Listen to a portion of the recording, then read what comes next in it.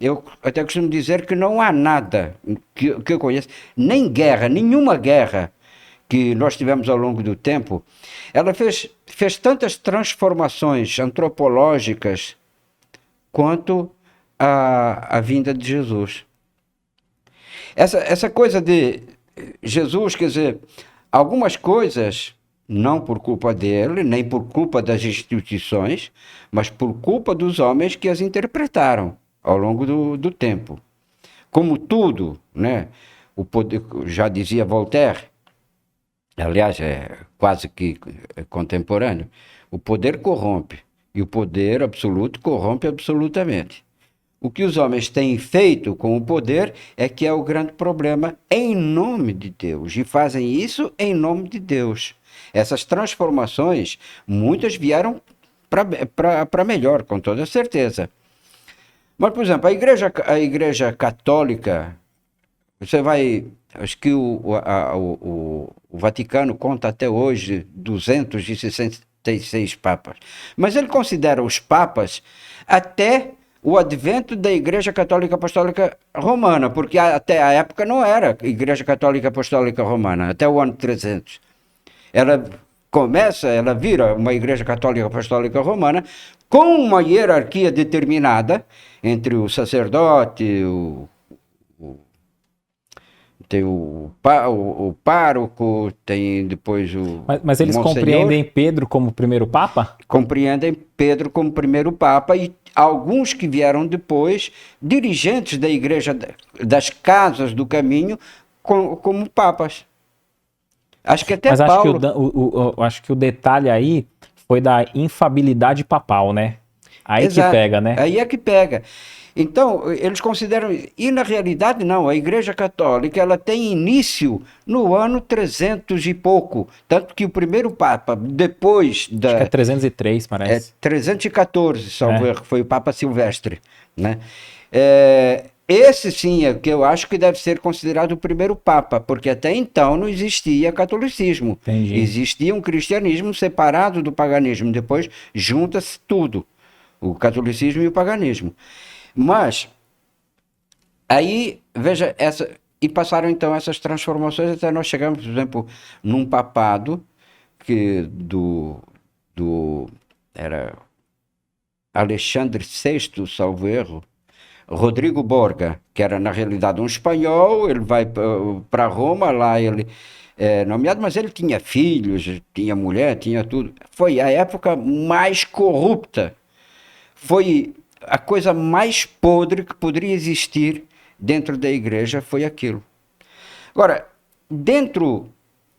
a igreja passou a ter um poder, mas tão grande, que até qualquer governo, por mais forte que fosse, a temia. As contendas entre países, elas eram resolvidas, eram pelo Papa, não era por exemplo, você tem ali a questão de Portugal com a Galícia em cima, né?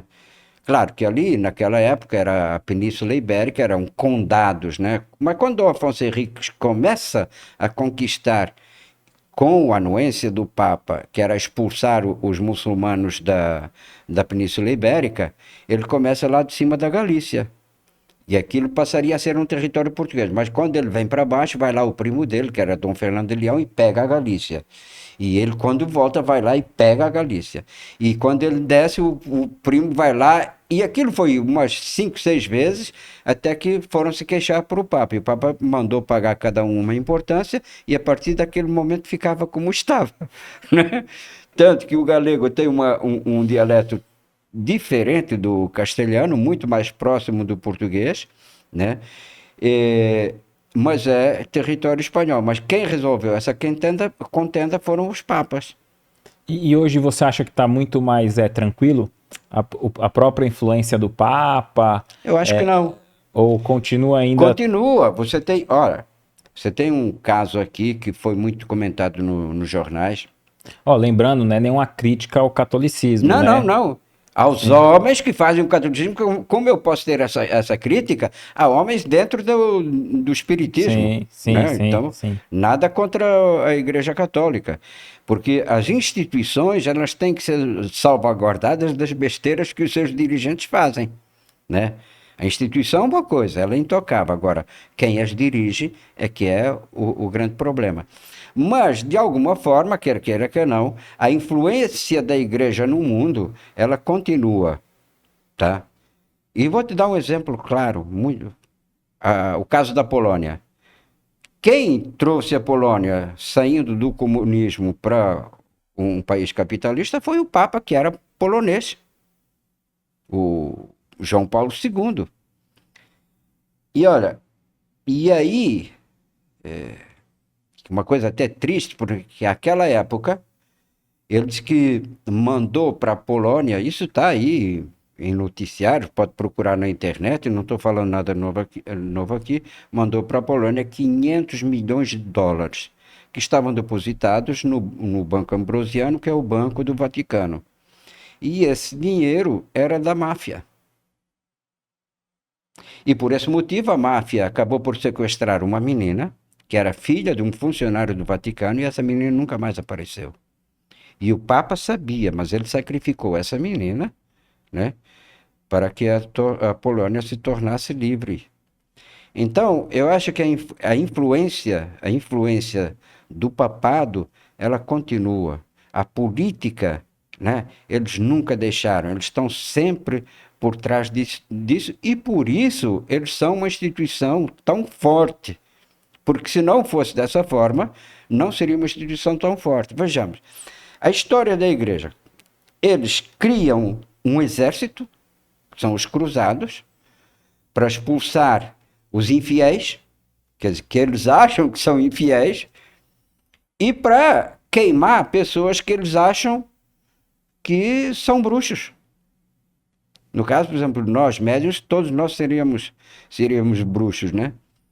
E Joana d'Arc, né? Foi assim? Joana d'Arc, quantos outros, quantos indivíduos foram colocados na fogueira vivos? Esse é que é o problema.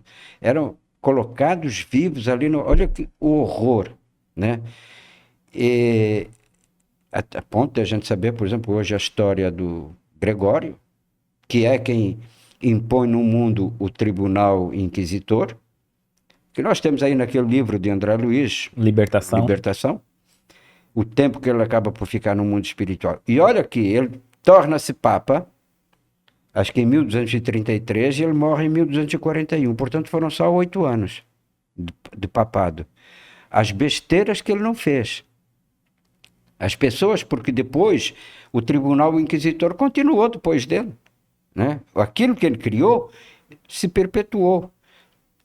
O último país a abolir o tribunal inquisitor foi a Itália. Ele já não funcionava, mas foi até 1967. O que você achou desse corte? Coloca aqui nos comentários a sua opinião sobre esse tema. Para ver o episódio completo, é só pesquisar Recomeçar Podcast Espírita. E caso tenha ficado alguma dúvida sobre a doutrina espírita, é perfeitamente normal. Procure ler as obras de Allan Kardec.